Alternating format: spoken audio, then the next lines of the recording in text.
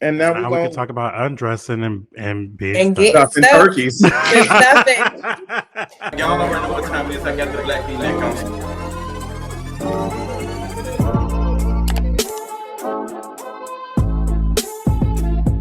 We're live We are live. Are we in color? in living color, or are we? Well, Terms and conditions may apply. I like to be colored. Y'all don't like to be colored? Are I you South just. African? Girl, we is Do you this. take me to bliss? Is it wrong? Oh my I God. just know a couple of her songs are gonna end up in my top 25 because I stem to Oh, quite a few of her songs, and I do not care. I baby, do the not girls be care. mad at me. I went whenever I go live on my Patreon now. Like last week, I played her, and the girls was like, "Deshaun, we don't want to hear this." And I said, "Hey, It's good. I'm gonna play it, okay? I live for my girl. I do. And her Yeah. little If you dance say you break. love me, you put me in Chanel. Say you love me, you put me in That is Chanel." Carisha exclusive song. No, it's true. Now she did steal from my sister, and I really hate to hear that. I She do. did. She I do. did. Oh my gosh. So we are gathered here We're back in today. the middle. We're in the Back middle of in the middle. we're in the middle of side relations. What's done in the dark? I'm always going to be here for the side girls. Period. I think it's a revolution. We just came off of Thanksgiving. The sides came, we like sides, and we also, after eating all that, you might only be able to do sidey things. So I always have solidarity Power with to my the people. sides. yeah. You always have what on your sides? I have solidarity with the sides. Oh yes. Well, yes. yes. Well, Yeah. as a power verse side top, I do too. Girl, this bitch put herself in so many You boxes. said it'd be the dating apps. I'd be like, Miss Mamas, you're a what? Yeah, girl. Yeah. I just want a scissor. Do you do that? I don't know. I don't know. Oh my God. Yes, I do. That's called frauding. I love Lonnie. I've not done it that much, but she's cute. She's a cute girl. She's cute. I think the chemistry has to be really. Yeah. Yeah. It's what is it called? Heavy petting. Shout out to my girl Sue Johansson. What's her name? Used to be on Six. Dr. Sue, yeah. Doctor, baby, she used to be on. I used to be on that listening, girl. Like late at night. Now she was tuned in. I was like on tuned WeTV in. after like. Yes, I think it was. Yeah, I think it was WeTV. She was on there. She would pull the little dildos out. She'll be talking about. I was like, hey, girl, taking notes. Who? This is before your time. Miss Sue, like Dr. Johansson. She just died like a couple years ago.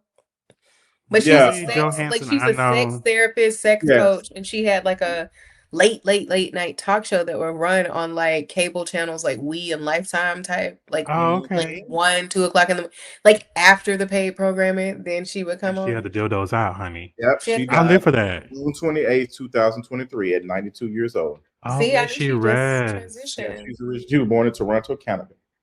Okay, come on. Period. Toronto girlies. That's the one we respect. Is it? Well, I liked her. Toronto is cute. Toronto's cute. I enjoyed it when I went. I like What's happening? I'm put over here. I'm talking about Dr. Sue. I don't know nothing about Canada like that. Oh. No, we was like, girl, now travel. Now travel. I don't know nothing about that. Well, I don't have my passport, so I'm not going nowhere. And girl, so enough is enough. I don't. You don't want to be a passport brunch gay?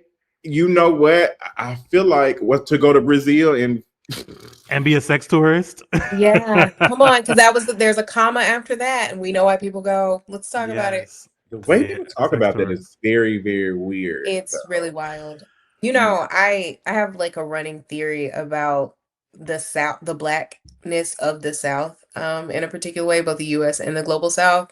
That the way that our culture is mined and what people come here for and expect on a desirability frame, and the way we think it in a placemaking way, like to separate it from its blackness, it is very akin to sex tourism. But you know, it has to be everything but what it is. We have to reimagine it and filter it and like ostensibly, you know, make it desirable to engage with, to penetrate, whatever, whatnot. And I do think like sex tourism is a structural thing, but you know, some cultural shit. Like it's very interesting why people choose to go the places that they go. You know what? Now that you say that, I'm thinking about how like the white gays come and the black gays who are white adjacent come from LA and New York to fuck on the blacks in Atlanta and in the South. Wow. Ooh, I mean, it's just an extension of a Mandingo trope, right? It's just an extension of a black brute. And I think that with Brazilians in particular, there's like this sort of exoticism, obviously, that's applied to Brazilian folks that both situates them inside of and simultaneously removes them from blackness. That allows for people to like desire this certain level of like proximity to and like sexual interest in them, while still like keeping them removed from any possibility of being seen as anything other than a sex object or a sex toy. Yeah. I mean, we live in a culture that also just glorifies anything quote unquote exotic. And especially to the Atlanta tip, like I just think about how common of a trope it is, like in Atlanta hip hop, trap music, hip hop in general, but like trap music really made it a thing. Like rain pouring, all my cars is foreign, all my hoes is foreign. Like that's a very real thing. Like it went from a period of rich people, especially rich men, getting on and like getting with white folks to like dating a quote unquote foreign person. And I think that is extremely nuanced in these political times, given the way that like migration and borders are shaping and reshaping, you know, desirable ideals and who moves and who stays and who's protected. Yeah, it's gonna get real spicy dicey when your faves are, you know, your favorite sex workers, your favorite, you know, Instagram models, your favorite OnlyFans girlies are getting knocked the fuck out by ICE. Like, it's a very real thing. And then also like the underground sex economies, the way people are being disappeared. You just have to infer and imply that there's probably economies of sex violence happening in those spaces and in those dark places. And we're moving into some interesting times for sure. Well, speaking of spicy, we are in the middle of sex. It is December 1st, World AIDS Day. And also one of our brothers, sisters, birthday, who is a friend of In the Middle as well. So shout out to Jatella. Happy birthday, Jatella. I love you. So I'm excited about this episode, honey. As a black gay man, I love sex. You're a man. I love talking about sex, about all the things. So we're going to be talking about all these things, but before we get into any of that, like we just now coming off of Thanksgiving. Everybody, we don't celebrate the pilgrims and all that shit, but I do celebrate eating some dressing and some candy yams and all the things. And oh my gosh, it was so delicious. So T, did you get a chance to have you some Texas turkey? Baby, let me tell you, I'm still at my mama house, hence why my background is different. And I'm still eating my mama leftovers. Like my mama does for the last few years, she has converted us instead of eating a whole turkey, because this is my mama logic. Everybody want a wing, and a turkey only has 2 wings. So she just makes turkey wings, which are bomb. They don't miss. She's never missed. My mom's a phenomenal cook, like outstanding cook. Not just saying that because that's my mama. I don't eat everybody food because my mom's a great cook. And like this year's food was like next level. It was a very simple Thanksgiving meal, you know, greens, dressing, yams, mac and cheese, the turkey wings, greens, potatoes, and some black eyed peas. And you said black eyed peas? And black eyed peas, yeah, and everything was phenomenal. Okay, New Year's. And then dessert, you know, dessert wise, we had a pound cake and a key lime pie. And yeah, it was just No me, my chitlins? parents. No, my mama is not going to cook that in her Why? kitchen. You know what?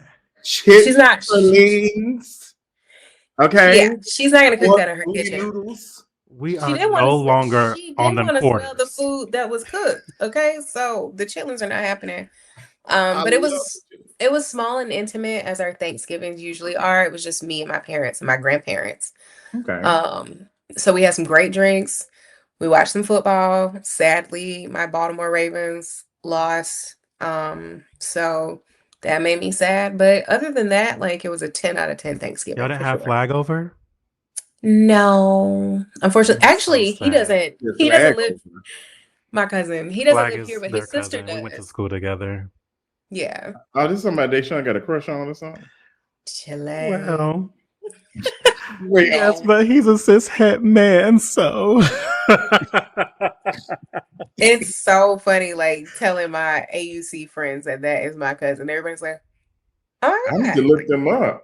Mm-hmm. Deshaun does have some good taste, child. So we're gonna see. Yeah. Yes. Well, yes. Okay. But I love that for you. The idea of the That was turkey great. wings and things. I've never done that. But I love that. Smothered I turkey. would I was on the say call. I had a turkey wing and some rice, and when we get off the call, that we'll sounds have so good. some greens and some dressing, probably Bless some you. peas. Yeah. That sounds so good. Also, I will say Justin made me a believer of turkey for Thanksgiving. I usually do not eat turkey during Wow. Thanksgiving because every single turkey I've ever had has been dry as hell. And I'm like, I don't give me ham. But Justin had this Cajun turkey. It was good. Mm-hmm. She was good. In fact, baby, everything Justin was in that slaving, okay? He had this macaroni and cheese, had the collard greens, the green beans, and the corn on the cob, and and the turkey. Don't you get caught up? Right. That's why I had to stop myself and keep on going. Y'all had a spread. Like the ham, when I say they threw down, it was so good. And in fact, Justin, where's my plate? Because girl, I told her, I said, girl, I can drop her out today. She said, girl, let's wait till tomorrow.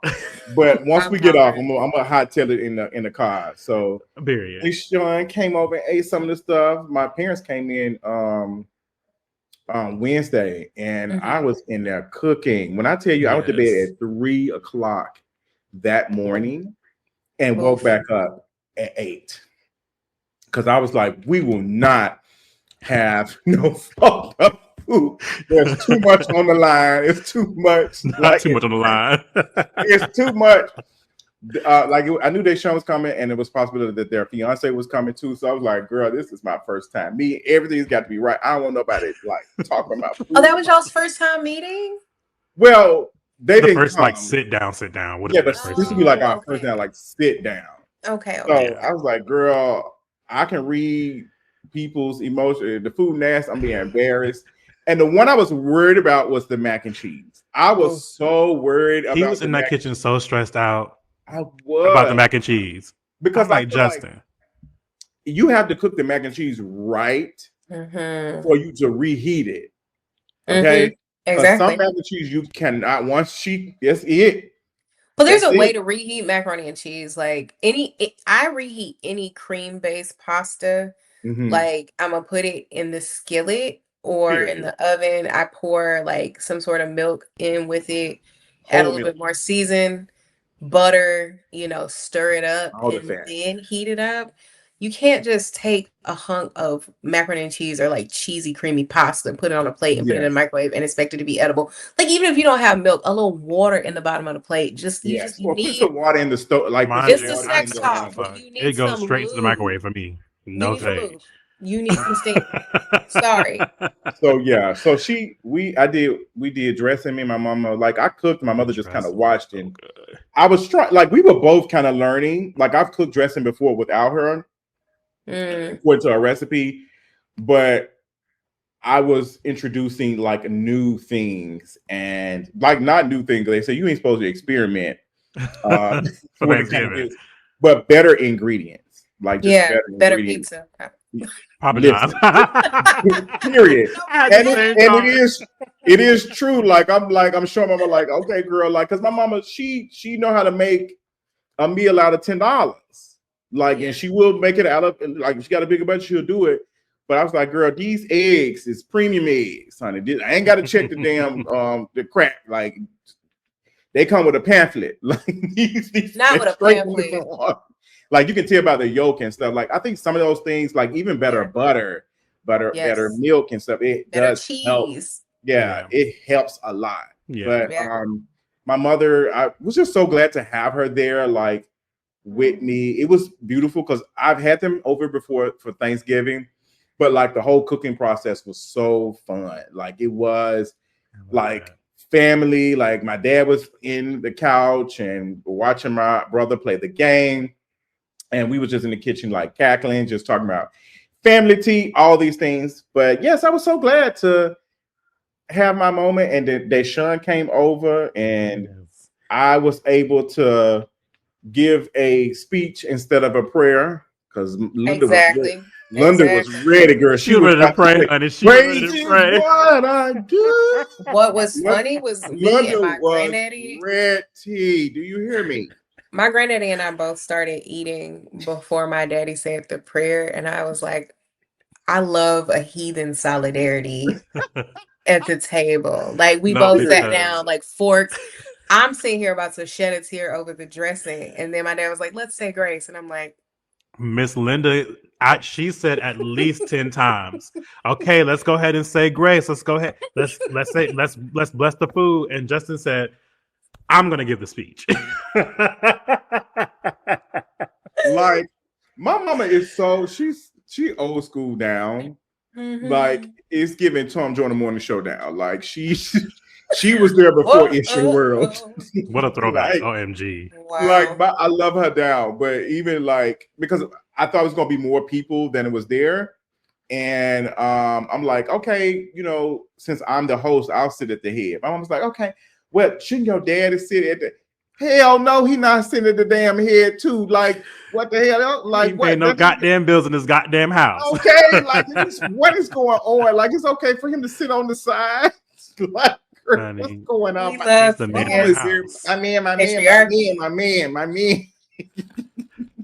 man, my nigga, my daddy, my baby, my baby. Meg she got into the pieces. She cooked with her man.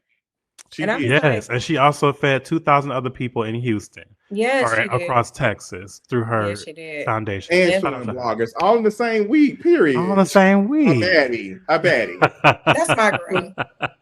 Period. We love a Texas hottie. But yeah, the food came out great. I was so glad that Deshaun was able to make it. Everything came out on time, and it was an amazing experience. Mind you, she said on time. Mind you, T, in true nigga fashion, the night before they said we're gonna do 4. I said okay.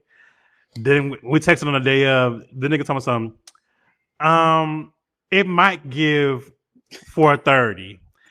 I said okay, cool, no worries. Girl, text again, told me something. Okay, it's gonna give 5:30. I'll see you soon, Buki. I told her give me some time because I want everything to be warm. Yes, everything to be warm. So I'm like, let me be realistic.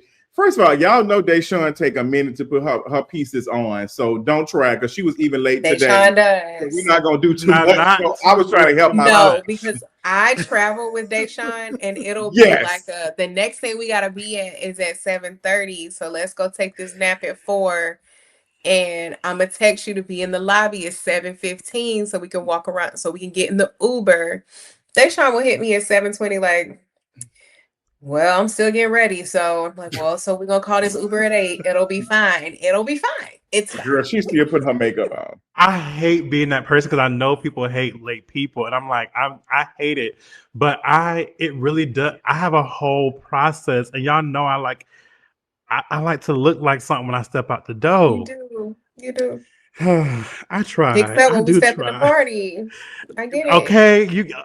Dicks up when I step in the party. Come on, Flo Millie. Deshaun, I love your hoodie. Dicks is hard. And bitch want to eat my pussy. I feel you on that. But yes, I love this hoodie. Yeah, we had to push the time back, but she came out, everything came out right, everything was delicious.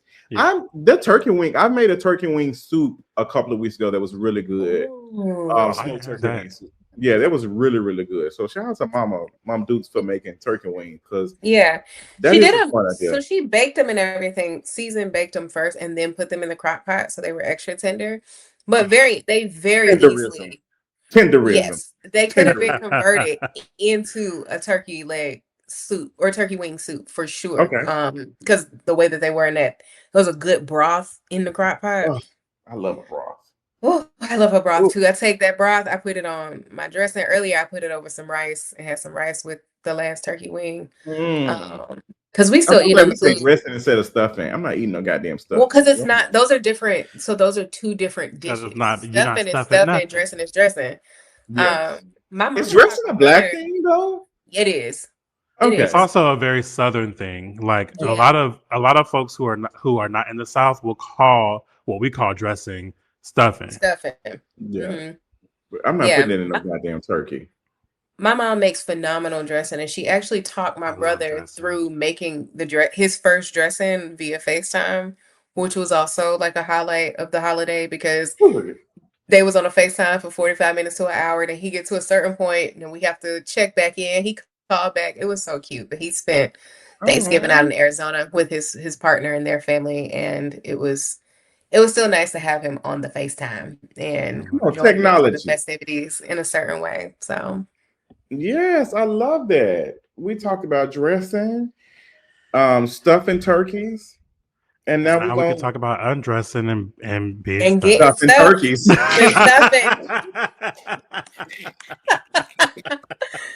Oh my God! Somebody in our comments had requested that we have sex talk after Deshaun made a comment that all sex is race play. Oh, all sex.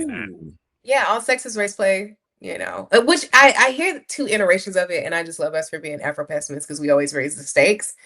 And it's, a lot of people will say all sex with Black people is race play, which is very true. Mm-hmm. Very true. But also all sex, because there is no, sex, sexuality, or sexual desirability, sexual power that's not determined by the force of anti-Blackness. And yeah. And but that doesn't mean I'm talking about that. I'm only talking about Black people anyway. So period. Exactly. We're not talking about the whole sexual economy. We're talking about niggas. Any sex that is engaging another Black person or that has at least one Black person in it is what I'm thinking about when I say all sex is race play. Mm-hmm. Even amongst 2 Blacks. Correct. Race play. Okay. Can y'all explain why that is? I can't explain why it is, but I can explain what I mean by it. Because the why is anti-Blackness, and that has no rhyme or reasoning.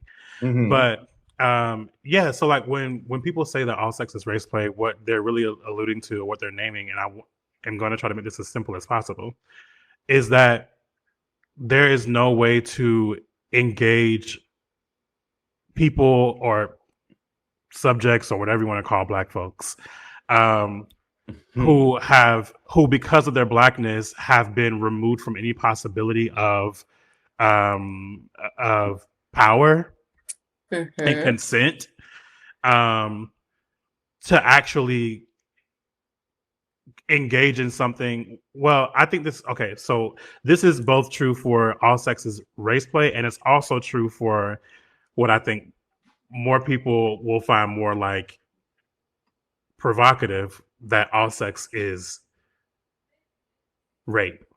You done blew the lid off. And people, let me continue because I know people would just sat up. They was like, he wanna let's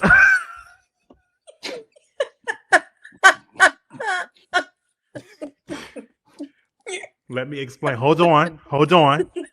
You better quote the queen.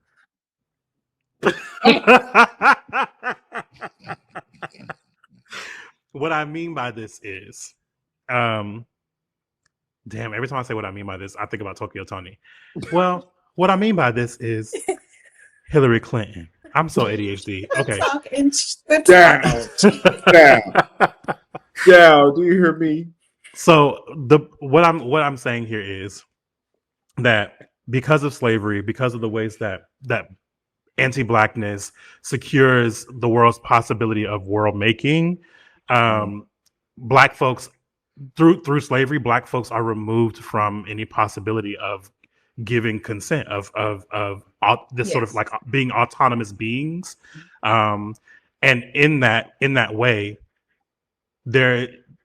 what we understand about sex as this sort of like thing that is central to sex, which is this very like sort of like cis heteropatriarchal understanding of like penetration, penis into vagina, et cetera, et cetera, et cetera, makes the conditions for engaging in sexual acts in general with Black folks innately rape play, because what you are engaging is something that you actually don't have full access to consenting to, that you actually don't have a full ability to be able to properly say like, this is or is not what I do or do not want, because what you want is, or what you may think you want, you only know of because you've been indoctrinated into believing that is something that you want, right?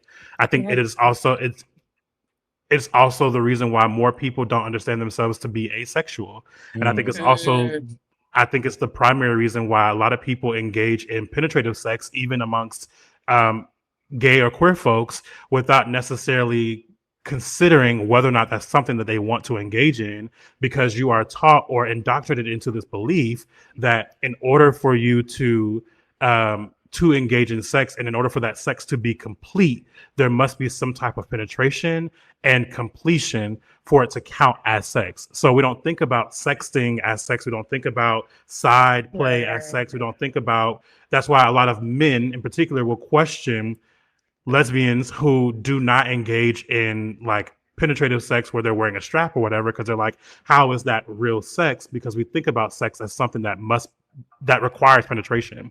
And in that way, like that helps to secure or to solidify or to sort of cement the very logics of rape culture. It is like it is solidly the foundation of what it means to live under a rape culture, wherein all things about sex are defined through a lens that is overdetermined by rape. So that's what I mean by that. I hope that's clear for folks. No, and that is a clear as that is a very dense topic. So shout out. It is a very dense topic. It is very. It made me think about, there was this conversation a year ago on Twitter where there was a tweet of this person who called themselves a bottom, and they were using a meme or something. They said, "Hey, this is me pretending to enjoy bottoming," and you had a lot of bottoms under this tweet. Cis gay men were just like, "Yeah, I don't like it. Like, yeah, girl, ooh, this is real. This is real." And I found it fascinating because this is something that you don't normally see. Like, you don't see bottoms talk about like the thing. Like, they'll joke about it. They'll joke about the cleaning process and all of that. But you've never seen this type of conversation. And you saw tops come in and make comments kind of like, "Well, what the fuck do y'all want?" Like, da, da, da. It was interesting because I've never seen this conversation on the opposite end. I've never heard a top complain about enjoying top, like pretending to enjoy topping. I've never heard a top pretend, like they might pretend to ejaculate or whatever, but not to the point that it's almost like coercion, like how you said, like rape. Like, if like I've never heard a top pretend to enjoy it on that type of level than a bottom. And it made me think about the same about women too. how they have to, have cishet women in heterosexual relationships have to pretend to enjoy it even when they haven't quote unquote completed. And it's like only one person is supposed to like complete during this thing. And it was just, I was like, oh my gosh, like to see so many men be upset at bottoms, and we know how the gay community looks at bottoms almost like they're women, that you all should not be complaining. Like, I get the jokes about I'm only a hole and all the other shit, but the way we've been talking about sex has really made me uncomfortable. Like, oh, I cracked, I this or slutted out. Like, I get trying to quote unquote take back some shit, but I don't know. Like, T, help me understand what the fuck is going on. Like, it's just so much. It's in different areas. It's in different areas. No, yes, like the expectation that people are always available for sexual prowess. These constructs. One of my favorite books on the matter, Deshaun, you mentioned, like, you know, folks don't lean into being asexual or know that's even an option. It's Sharonda's book. Yes. Sharonda's book. Is it Refusing Compulsive Sexuality by Sharonda J. Brown. Pick it up. Pick it up. I mean, it's the ins and outs of it's the ins and outs of, yes, like Black asexuality. Sharonda is a asexual person, aromantic person, and they, I mean, really, really get into it. But the grounds in that absence of consent means that Black folks, in particular Black bodies, there is this expectation that you're the Black brood, the Mandingo, the Venus, the Sapphire, you're always available, always wanting, always ready. And that's nuanced in and of itself. And then when you do the whole, like, I'm gonna reclaim my freak, and you do position yourself as being sexually open, sexually fluid, sexually, you know, what do we call it? Like open-minded or willing to do whatever, down for whatever. That still doesn't absent, you know, grounds for consent and being present in a sexual moment with a partner. Because people can reject consent at literally any time. And somebody telling you this is okay, that's not okay, that was okay 5 minutes ago, it's not okay now. Like, most sexual encounters, there's still no room for that.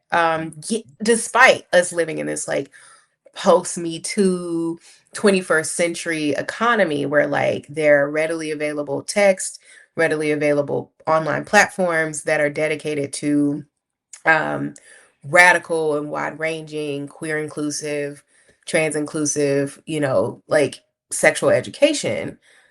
Yeah, it's still the ghetto out here. And so, yeah, I do think, like, to the point where we can have a conversation we see like on a timeline, like an overwhelming number of people from certain communities saying, like, I don't actually enjoy the thing that is supposed to be definitive of my sexual identity. My sexual identity is bottom. My sexual identity is woman. My sexual identity is, you know, person with a vagina that is supposed to automatically like enjoy, you know, penetration. Or it doesn't matter if you enjoy it. Like, that is the means through which you have sex. Like, no, like the idea that actually sexting is sex, like touching is sex, like it's all foreplay is still sex. It's not like before the like people think, oh, once we get into the range of penetration, be it oral, anal, or vaginal, like, oh, that's when the sex is. And that's why we, you know, be so fucked up over what is sexual assault and what is sexual violation. Correct. All I did was, you know, show him a titty or send an unsolicited nude. That is a violation, and people have every right to feel that, to move through that as such and experience it as that. And I do think like the power dynamics that we try to emulate, because they are absent, like when you are, for Black folks, for Blackened quote unquote subject folks, it's really hard to say people and subjects because the APO. It's like it's like jumping through. That's why I was struggling too. Right, but I'm like, this is a YouTube video. Let's just talk about Let's it. Just talk about it. Let's just talk about it in layman's terms. But yeah, I do think like it goes without saying that we're subconsciously aware of how our bodies, our sexualities are engaged. I think Frantz Fanon is right, when he's like, symbolically, like, the black stands in for as a penis symbol, as penetrative, as biological threat, right? Which is why it's easy to map onto blackness, say the threat of the end of a society. So we have anti-miscegenation laws, we have the AIDS crisis is black crisis. You know what I'm saying? Like these things become interchangeable terms because we're automatically assumed to be the most sexually deviant people. I mean, I do urban studies and I study like race massacres and stuff. Like the root of 19th century and early 20th century race riots and race massacres is quite literally white folks not wanting to live next to black folks because they fear sexual violation. And so when that is your sexual afterlife, arguably anything that looks like consent or sexual freedom is a notion of reclaiming. And in reality, ontologically, there is no reclaiming of this. What is there to be claimed does not exist. Right. And so we have opportunities to try to engage in more compassionate sexual dynamics away from traditional power structures. But what tends to happen is the desire to be human and to perform humanness, to perform traditional human roles, which is to say patriarchal, which is to say white over black, which is how we get back to the sort of race play orientation. We don't possess blackness as a race. It is imposed, you know what I'm saying? Right. And read in a certain way. It's our right to possess it as identity is ontologically absent. And so in that absence, we respond to that anxiety by performing these roles. And so you do have bottoms coded as woman or feminine or some other, other than man capable of patriarchal power, that which is to be dominated. And that is sort of the way that the sexual economy flows. It's a very, very, very, very nuanced topic, but it is something that needs to be brought up because, again, I hear you, Justin, when you're like, the way we talk about sex, the way we engage sex, the way sex is still understood is so wild. I saw just like somebody brought back the photos that, Stacey Dash Child, that she did for Playboy back in the day. Beautiful, iconic nudes. And a woman had retweeted and was like, these are the type of photos that I would like to give my husband on our wedding day. All of the men in the comments were like up in arms. Oh, another man can't take these pictures. I wouldn't accept the pictures if another man took them. And I'm just like, what are we gaining? But then, we try to sanitize and make marriage like an institution that's not slavery, that's not possession, that's not this sort of bound sort of relation. And it comes up in the way that like patriarchal violence, like just that quickly, just in response to a freaking tweet, like in servitude of the man. Like she talking about getting married and sharing, this is my wedding gift, me nude. It's like, well, that still ain't enough because you let another nigga with a dick take pics. Because I own you. And this is what it like this is what we mean when we say that all sex is race play, right? Because if blackness is this thing that exists outside of humanness, right? That makes us property, that makes us fungible, and the world's libidinal or sexual or erotic economy is built on that foundation, then like any type of intimacy cannot escape that. There's no way to escape something that is foundational to the world in which we live. So then it's like, okay, so that means that what we desire is not innocent, that it's not removed from any sort of like possibility or impossibility of what we experience in the world, right? So it's like, of course, y'all are mad that this woman like may have had these pictures taken, and of course you immediately assume that the pictures were taken by another man instead of a woman or a non-gendered person, because it is your understanding that you own, that I have to own you, and that for sex to be possible, there must be someone to dominate and someone who must be dominated. If there's not one of the other, then it's not sex, right? And so like so that's why I think so many people have such a huge aversion to sides or side play, because even though there are power dynamics involved in that as well, people think that in order for sex to happen, in order for sex to be possible, there must be something to be dominated, which means there must be something to be penetrated. And if that's not happening, then it is not real sex. So and I think like has to have the whip.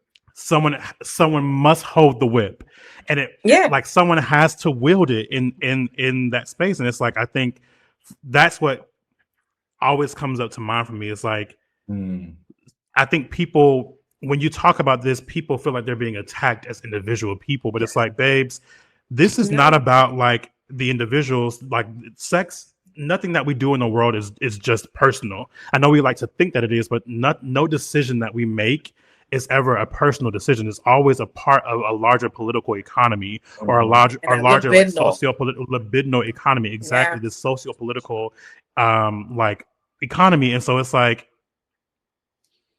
everything that you think is personal is deeply entrenched in like the afterlife of slavery. It is. It's like, the libidinal structure of everything.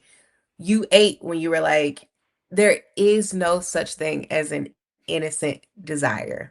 Whether we talk about desiring one another, whether we talk about desiring things, that car sexy, that house sexy, like I'm sexy because I possess these and I'm able to property. And we know that's true because that's why we have language like guilty pleasure.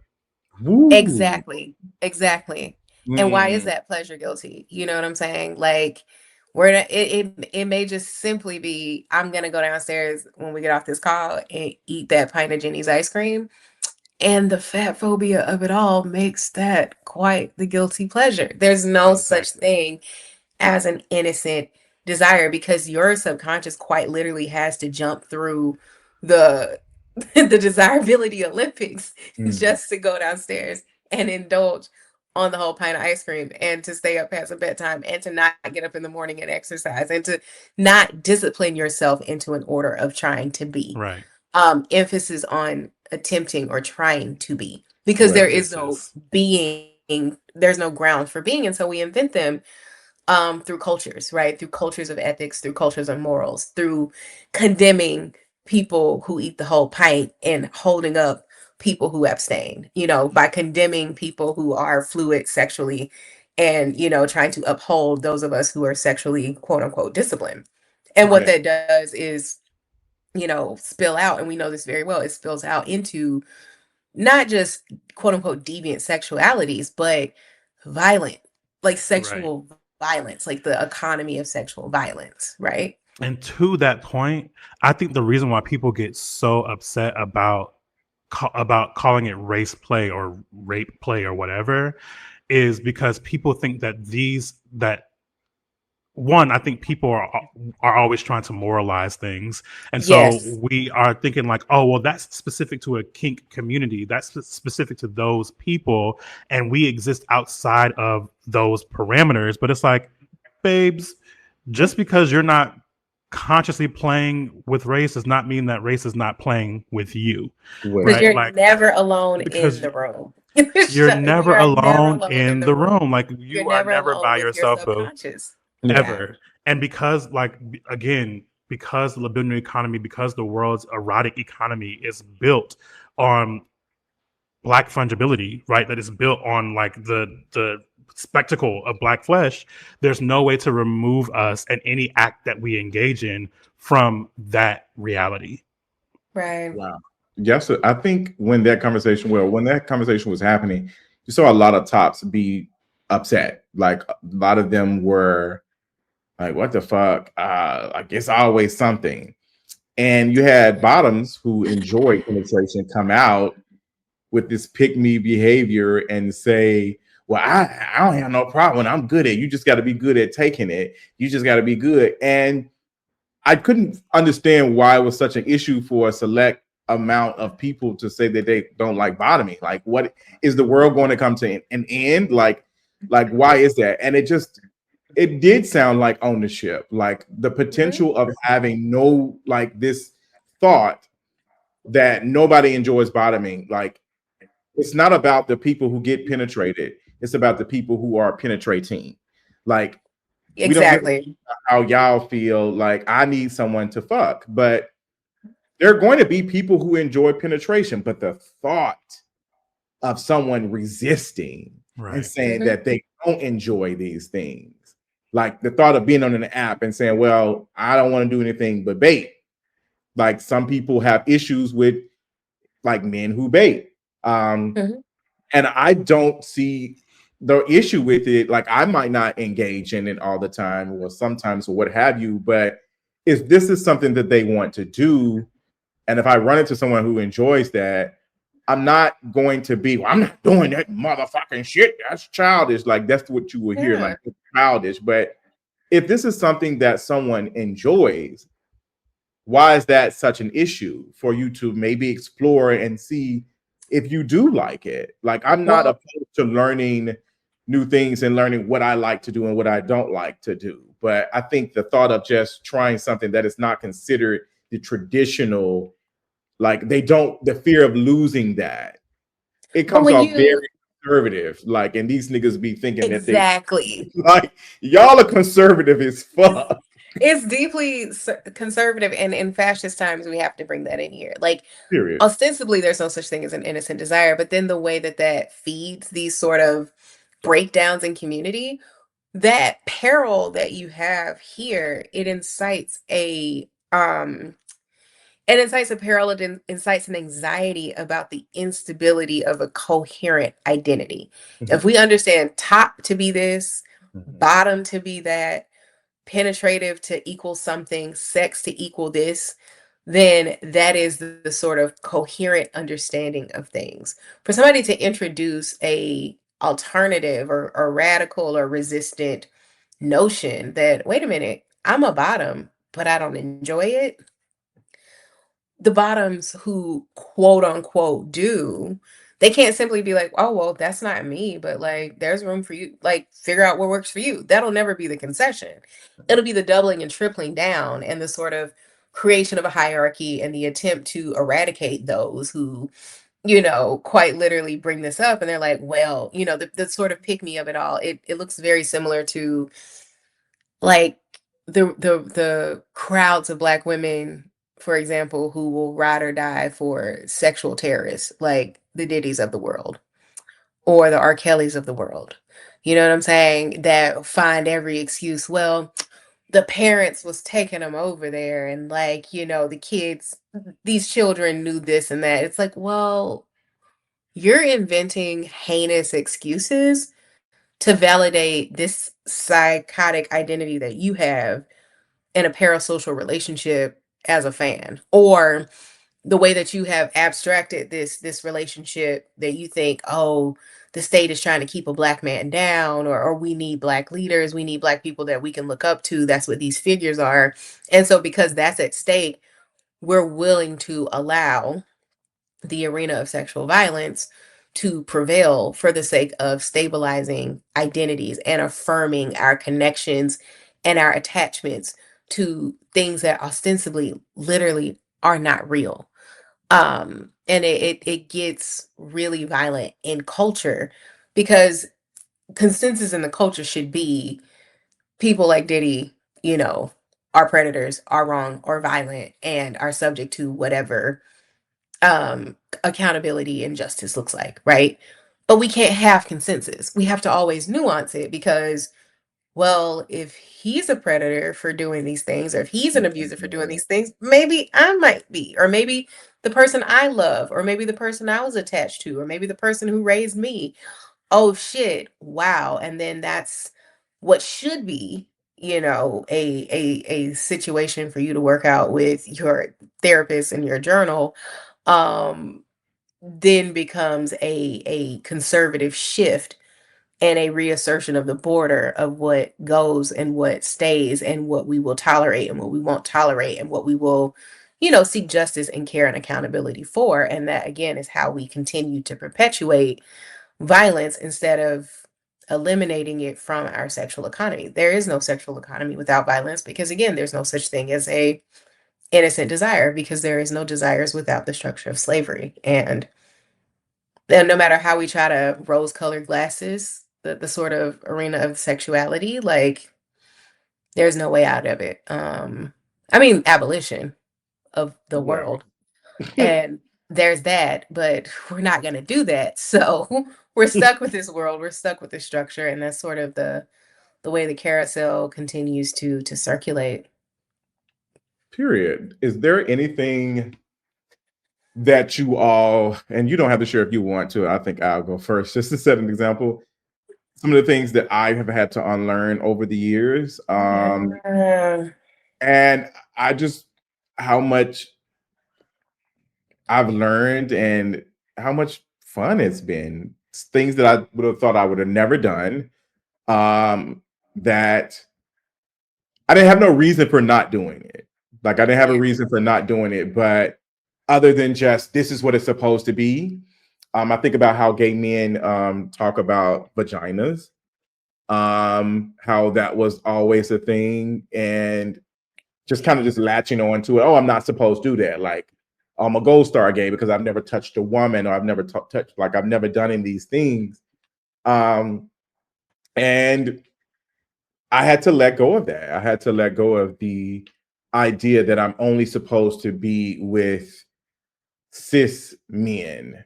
Like, I don't, that is no longer, matter of fact, when I talk about dating, I don't even refer to like the man I'm going to be with for the rest of my life, because it might not be a man. Exactly. I don't know these things, but I think I didn't know why I was why I felt it. It wasn't something that I tried. I was like, I don't like that. I don't really like it. But I started to like unpack what was the reason behind it. I think for some reason it made me, even in some way, shape, or form, like question my own identity that maybe who knows, will be with a cis woman. I don't know. Like, I don't know. But I think I'm loving the possibilities of me just unpacking my desires and the things that I actually like, and just questioning things versus being put in a box. Like, and this might not be for everybody, but I don't want to put myself in another box. Like, now that I've come to understand that I am not a traditional, like, straight man, that I like a lot of things, I was putting myself in a box with even just like, oh, I'm gay, I'm not supposed to be liking these certain things. Or because I'm dark skinned and I'm built this type of way, I can only be a top. Or I can, since I'm masked, I can only do these things. It just allowed me to be a little bit more free, not complete freedom, but a little piece of it, a little piece of it. So are there things that you all have had to learn over the years that like that push you like, oh shit, like I'm in a completely different place like 10 years now, 10 years ago. For sure. For sure. For sure. Deshaun, you're muted, babe. Your phone, you're on mute. Oopsie daisy.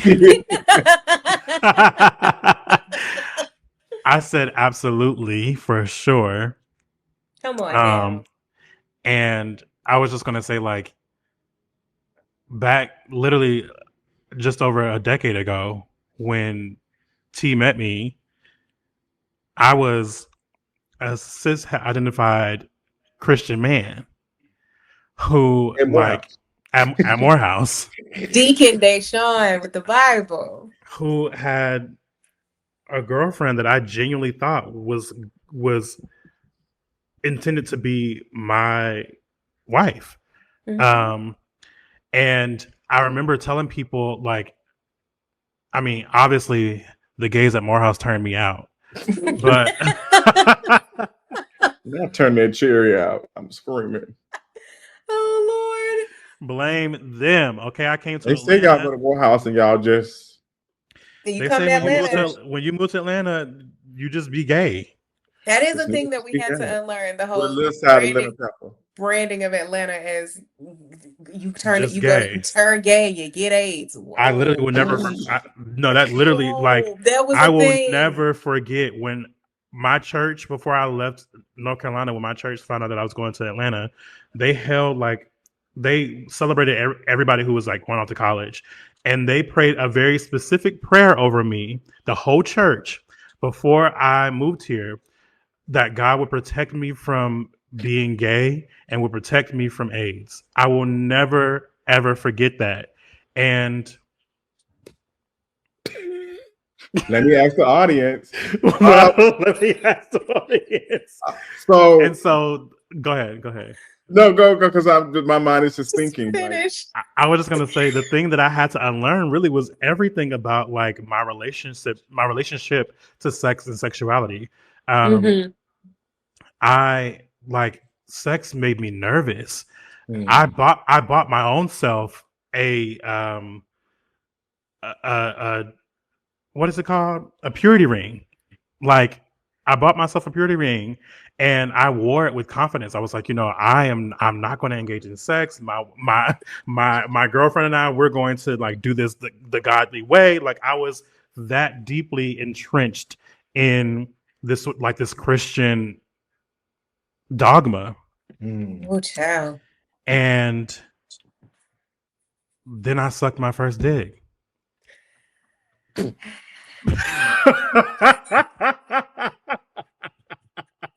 That'll do it. Was it jaw dropping? Baby, the jaw was dropped. Okay. It's like the moment I will always remember my first time, and I became such a slut after this. I thought you were gonna say it's such a big dick sucker. Or that. Well, that too. Implied in the slutty. That's implied in the slutty. Okay. And just like the intimacy that we shared in that moment, we didn't even like engage in penetrative sex, but like we kissed on each other and we sucked off each other and we ate each other's ass and we engaged in sex in ways that like I had never experienced before. And I was like, girl, we might need to go revisit some things, like figure some things out. And I'm tapping my foot over here. Because when I was growing up, and this probably was true for y'all too, I know that people joke about my age, but I really grew up as a millennial. Like, yes, there was no such thing at like people weren't calling themselves bisexual. It was you were either straight or you were gay. People okay, like Tokyo Tony. Okay, well, yes, I'm gay. I won't say there was no such thing. Well, no. I won't say there was no such thing. Obviously, there were bisexual people. Bisexual people have existed for a very long time. They'll eat me up. Mind you, I wrote a foreword in a book titled "By Men Speak," an incredible book. Make sure you go buy that if you haven't read it. It's a beautiful book. But it was not like a common thing to hear. It was either like people were straight or people were gay, and so I knew in my heart as a kid that like I wasn't fully attracted to women, but I also wasn't fully attracted to men. So I was like, well, I'll just choose the one that I'm being told is like the proper, the right choice. And then when I got in college and I started engaging in queer sex, I was like, oh wow, this is like now I'm more confused because I'm like, oh well, maybe I was just gay all along, right? And then so that then made like it forced me onto another journey of like, oh wow, there's so much more to gender than just this person with a penis and this person with a vagina as a woman. So then I had to like unlearn all of that, and that is what led me to understanding myself. I mean, I will always only refer to myself as queer, but it's what led to me understanding myself in terms of like, if I'm going to use an actual term of sexuality, as bisexual, because I started to engage people, women who had penises, men who have vaginas, people who were neither man or woman, who had different like sexual reproductive organs, sexual organs, and I was, like I said, I was just out here being a slut, and I realized like oh, my attraction to people actually has very little to do with what they have in their pants. Yep. And I like, which is not to say that just because you're attracted to trans people means that you are bi or queer or whatever, but it is to say that like I was engaging people across the gender spectrum and didn't care because I was attracted to them as a person. And it completely reshaped my relationship to my own gender and sexuality. And it also like it reshaped my relationship to how I engaged other people sexually. And literally now I have not been with a person who's not a trans mask person in a very long time, over half a decade.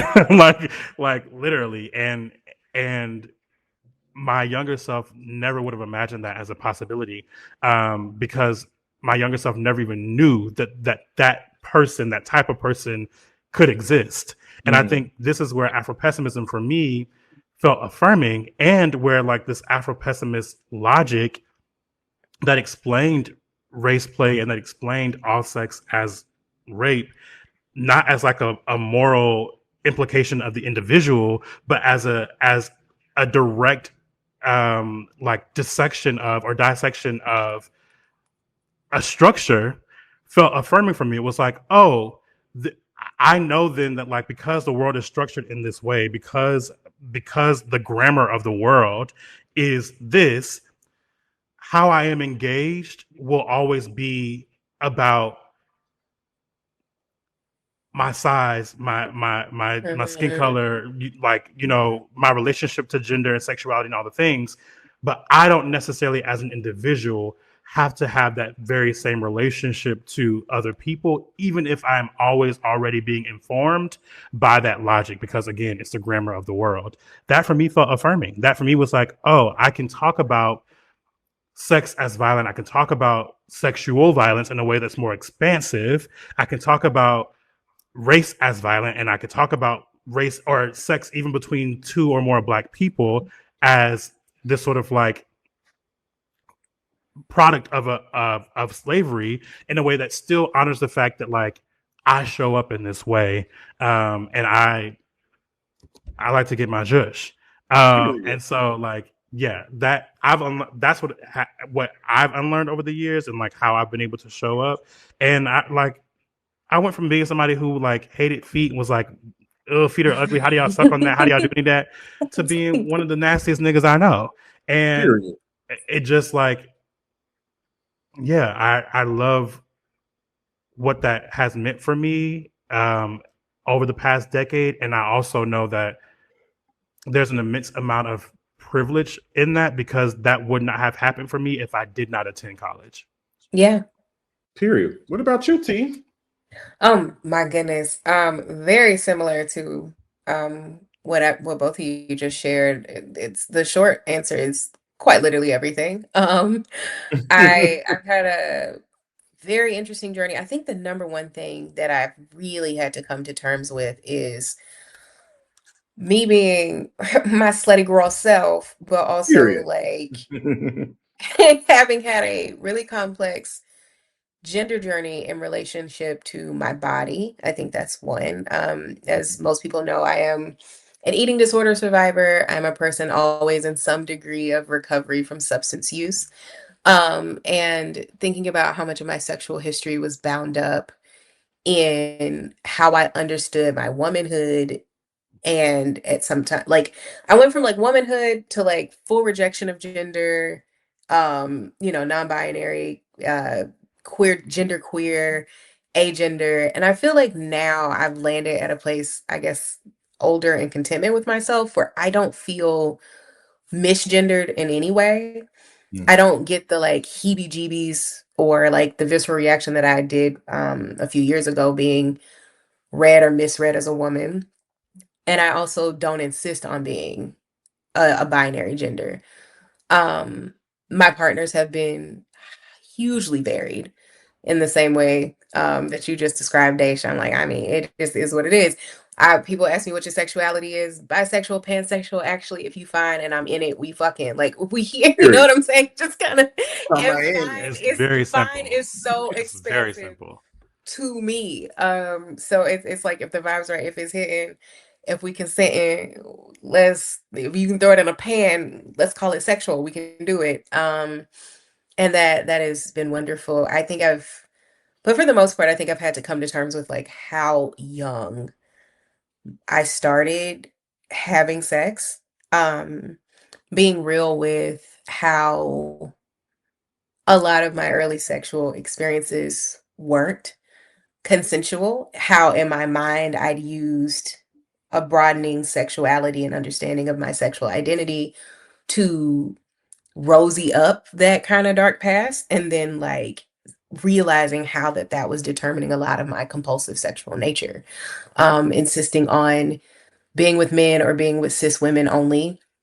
um you know Again, the way that I policed my own body around my eating disorder and that sort of thing. And I also have PCOS, so like, the hormonal chaos of like, oh my God, like what's happening? Like today I have a beard, like today, my skin's breaking out today, like my I'm gaining weight, I'm losing weight. Like, it's been like a very intense sort of relationship with like who I am as that relates to my body and the way my body shows up, and then the way that I allow myself to use sex as sort of a barrier in between the sort of discomforts and insecurities that have come with those things, and being willing to do whatever in the beginning, not just because that it was my sexual interest, but to, my mind, keep partners interested, which is a really like compulsive gendered thing. Like, I got to keep a man, I got to be a girl that keeps a man and willing to do with it, whatever. And so I think being in queer community and going on queer sexual and gender journeys with people in the world like Deshawn and Justin, has been like my saving grace in a lot of ways. And not just y'all, I mean, our whole larger queer community. We said happy birthday to like Jatella, and shout out to August, and like all of like our just like queer fam and community. I think that has been central.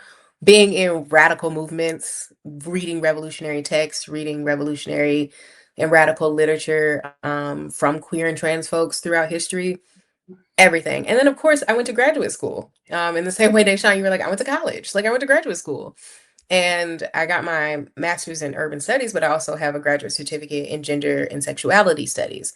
And taking queer theory classes from very, very queer professors, be they Black or non-Black, reading the Black lesbian tradition, the Black queer tradition, reading queer of color tradition, reading just queer theory in general. I'm talking about the Judith Butlers of the world, like just explode, like allowing myself to explode all of the notions, all of the boundaries and borders of what we know to be gender and compulsive sexual being. And then like, who am I in this moment and in this day, and what serves me and what does make me uncomfortable versus like, or what I can't identify as, what I can't get with, and then what is expected. Because I think it comes from two sides. There's the like cis heteronormativity of it all that family, friends, gym pop world read onto me and expect of me, especially as a person in this body.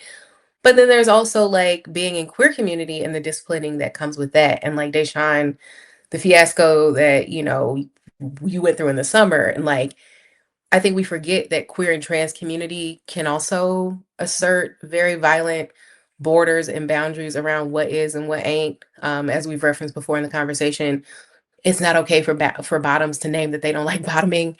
You know what I'm saying? It's not okay for you to show up as a non-binary person in a trans space. Like, the way that we whip and discipline each other because we fail to let ourselves concede to none of this is real. Mm-hmm. And so if I choose to play drag and cosplay woman today and just say fuck gender tomorrow, that's my volition. You know what I'm saying? But a lot of times, it was getting clear that people impose gender and sexual ideals on you a lot of times for their own stability. Mm-hmm. And that is the root of violence. And knowing that I won't engage sexually with people who move in that way, I won't engage really in no way. Period. Like, let's be clear. We can't be friends. We can't be homies. We can't be colleagues. I'm not following you. You can get blocked. You know what I'm saying? Like, right. Protecting my peace in such a way, I think has been wonderful. And on the sex front, like, again, down for whatever. I think I've grown into loving, kinks. I don't identify as a monogamous person. I can do monogamy, cool. But it's all about getting my needs met. And I think that's important. And I think like the younger me who just started having sex a little too young and well, I won't say having sex too young. Like, I mean, it was my first few times were not consensual and I live with that and I'm at peace with that. But that is a very real place to start from. And then to move from there and be like, oh my God, maybe my entire sexual trajectory from teenager to 30-year-old was determined by these very real things that happened in my sexual beginnings. And so I think making peace with that and saying like, hey, I don't, if you want some side play, go for it. I'm not going to stop you. I'm not going to police you because I'm content in our relationship doing what we do. You do what we do. We fine. But like, you need something else. I need something else. I need that openness, at least to have the conversation. And then I do have sharing kinks. I do have voyeur kinks. I do like sex in wild places and in public. And, we can get a little spicy. But I do think it's all about consent. And I am at this point, like experiencing sexuality with a person on the asexual spectrum, a demisexual partner. And that has been really interesting and really nice to like pace and have someone willing to like check in and like affirm like, hey, let's not infantilize you, or let's not like, just because we have differing sexual histories or differing sexual appetites does not make your sexuality invalid and mine more valid. Like, it opens up a lot of space to be more affirming for one another, to play along the sexual spectrum, and to give each other the space to just, I don't know, to really explore, I think, consent in a radical way, that I don't think I've had with partners who are not on that spectrum. So yeah, again, shout out to community, because if I didn't have best friends like Sharonda, I wouldn't know how to be open to, these sorts of relationships. So shout out to the homie, and shout out to Peace, and shout out to growing the fuck up, I think, for sure. Growing the fuck up. Growing the fuck up. Being sexually grown. And that is sexually mature is so fucking important. It is. I could not imagine being with someone who, oh well, like this ain't what I want. Like I just like telling me that you want something that I'm not comfortable with, and being able to like us come to an understanding like, hey, this is not comfortable for me. I don't really enjoy it. And rather for that person to go out and cheat, let's have a conversation about what that looks like outside of our relationship, because I can't be your everything. I think that's something also that I learned. Like, I cannot be my partner's everything. No. I don't want them to be my everything. I don't want to be their everything.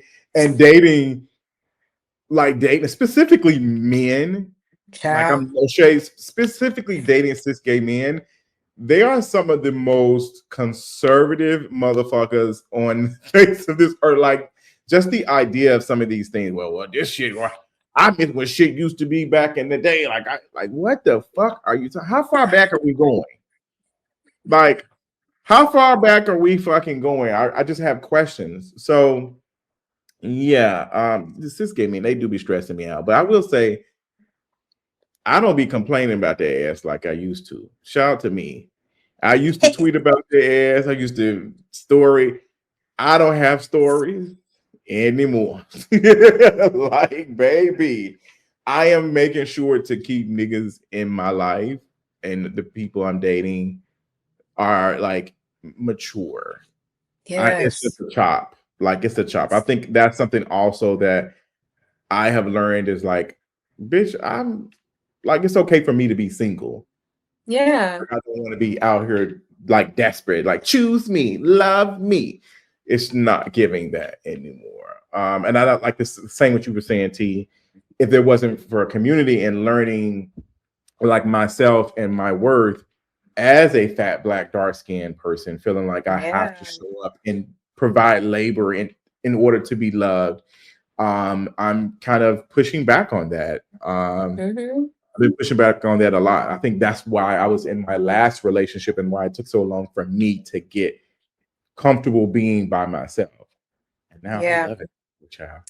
But and I think like it's important to recognize when the way that it shows up, because it is valid to feel lonely. Like I literally just came off of over a year and a half of celibacy. Like I went from June 2024 till Halloween, and like other than the very, very, very, very few and far between sexting, I didn't have sex with another person, no makeouts, no cuddling, no sleeping over. Like it was really no heavy pet. Like literally, what is heavy petting? Is that kind of like a little bit? I used to love what Sue Johansson used to say, heavy petting. Like heavy petting, like fondle a boob, like let's spoon, that sort of thing. Maybe a kiss here and there, but like this thing you is. Come on, sing it, Justin. Child, my vocals are cracked. But I will say, I feel like I do have an oral sensation. Yes. I love to eat some booty and I love to suck some dick. Like it's so fucking fun. I love to eat a pussy. Maybe my tongue has to hold the whip in that capacity. The way you can. Maybe because I love to make a man submit. Period. I just think it's just something so powerful about like giving head. It's like the little squirming shit. Mm-hmm. I think that is like, so you're not. And you're gonna tell her, yes, I hear you coming, nigga. It is. You get to be the master. You get to be the master. And there's something hot about that. Amen, a whip, baby. And we got whips and chains excite me. Na, come on. Let's talk about slavery, honey. Rihanna said whips and chains excite her, honey. And she got a dark skin man. Because I may be bad. Women having red lipstick on. I mean, I live for the honesty, because whips and chains excite more of us than people would like to admit. And you don't know sometimes until you get your ass smacked, and you're like, oh. Some people have praise kinks. I thought that was interesting. I have a praise kink. Oh, absolutely. Absolutely. That means you like people to praise you? Not like praises in worship, but like I don't have a worship kink. I don't have a worship kink, but like praise kink typically I don't know if we want to get into the pieces, but it's like when people are, just giving you praise for your performance or for like how you look, like it's the words of affirmation of it all for me. Yes. And the very like real and intimate sort of like praise of my performance of how I'm showing up, of how much you love my body, and how much you how you eating the fuck out of this booty. I'm just a baby girl. It's so good for me every time. Like I'm just a baby girl about the things. I'm a baby girl, daddy. A princess, a deeply understood like yes, daddy of it all. Like you're doing so. Like I love it. You're doing so good. I'm so proud of you. I'm so happy. Ice cream's so good. Yes, and it's because I'm a spoiled baby. Ice cream's so good. Exactly. Period. I love it. Yes. Yeah. I'm a spoiled baby, and I've literally been spoiled by all of the men that raised me in my life. My dads, my uncles, my granddaddy, my brother. And so like when I'm in relationships with other people, I'm just like, wait, why am I not being spoiled? Why am I not being doted over? The voice is doing something for my spirit. Why am I not? Why am I not? It's kind of. Why am I not? Is it wrong? I wonder what. I feel like you have to. I need a nigga to be talking. In the bedroom. Either if you're not verbal, I'm not. Or something downstairs, but something needs to be making some noise. No, if you're not verbal, I'm not going. Well, yes, but if you're not verbal, I'm not going. I can't. Like I need to hear it. A voice is going to do it for me every time. Well, you are an artist, child. You do love. That ear. Are you gonna be doing like homegirl? Oh.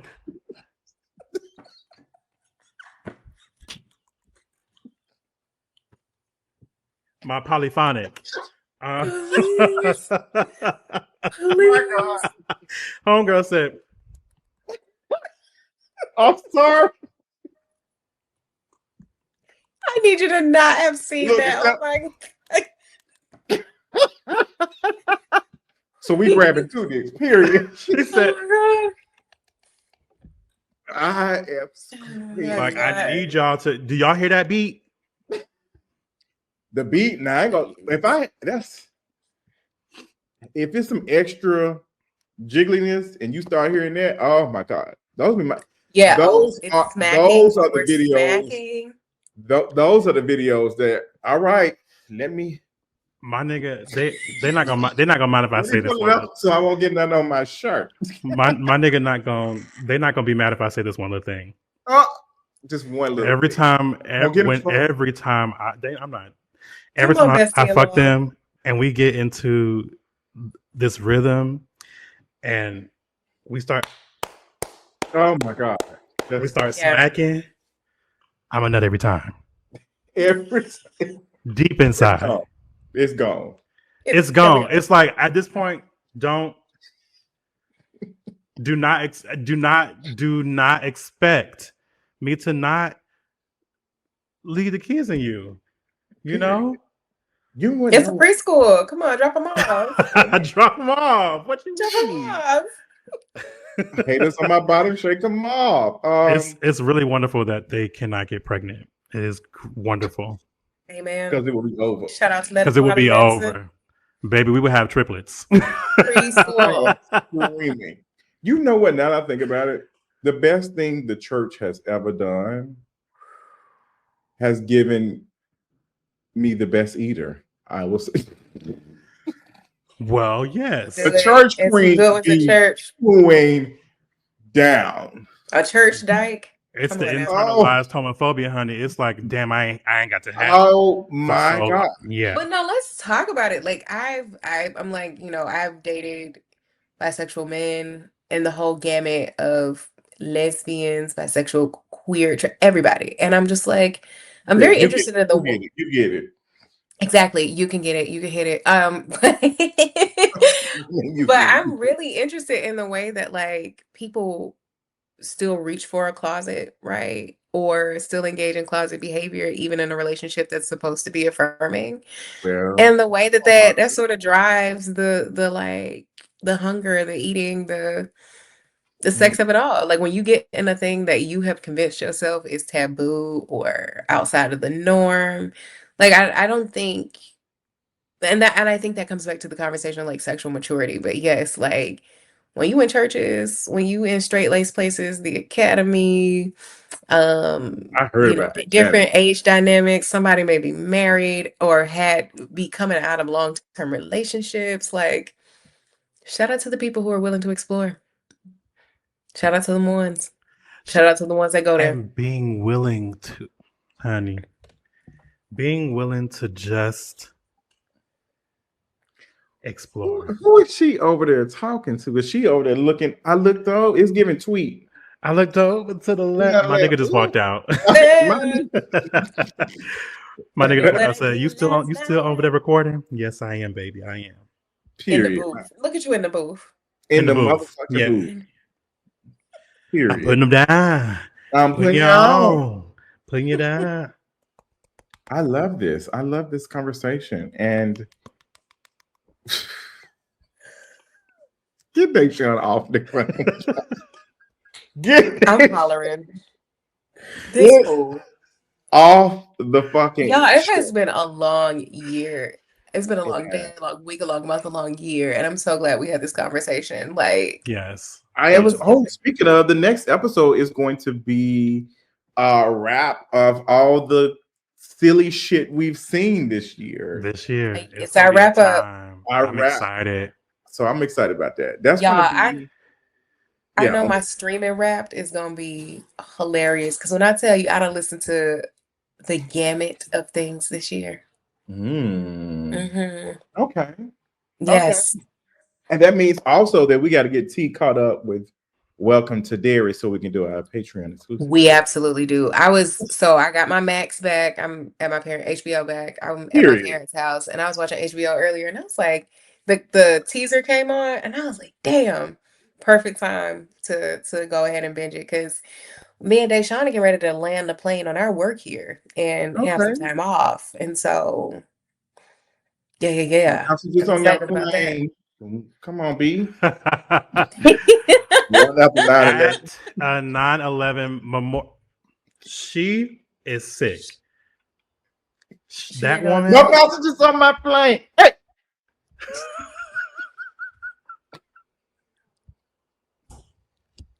Hello. Nutty. Out of control. Have you lost your mind? We have talked about nuts, race play, all the things. I really enjoyed this conversation. I hope that you all did as well. Do anybody got any final nuts or final things before we end this? Because I know the girls are going to be going up because we really got into the things. We got into the pieces. Yeah. I'm ready for my solo play later. I'm just saying, I'm going to take the shower and wash this face and eat my meal and my solo tonight. I love that for you. Because if you're not in the morning, I prefer downstairs DJ in the morning. It's like coffee for me. I'm like, oh, you know what? I can tackle the day. In the morning. Early in the morning. No, I like it in the morning routine too, because I like it in the morning. Like if you sleeping over, 9 times out of 10, I'm gonna scoot the booty on over. But no, I like to get up. I do my morning meditation, and then right after, I grab a toy and we go for it. I'm kind of the best part of waking up. I can't do nothing with a rose toy. I heard so much about these things. Well, I'm so jealous. Yeah, I definitely just bought a new sex toy haul, as I do for myself at the end of every year, and looking forward to those being dropped off at the crib as well. Here, you gonna be?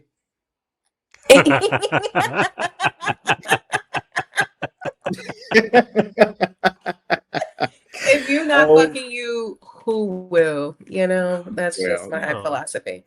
If you're not fucking you, already is. Who will? Period. So with that being said, we appreciate being a part of our discussion about sex and all the things. Yeah. And until next time, we'll see y'all later.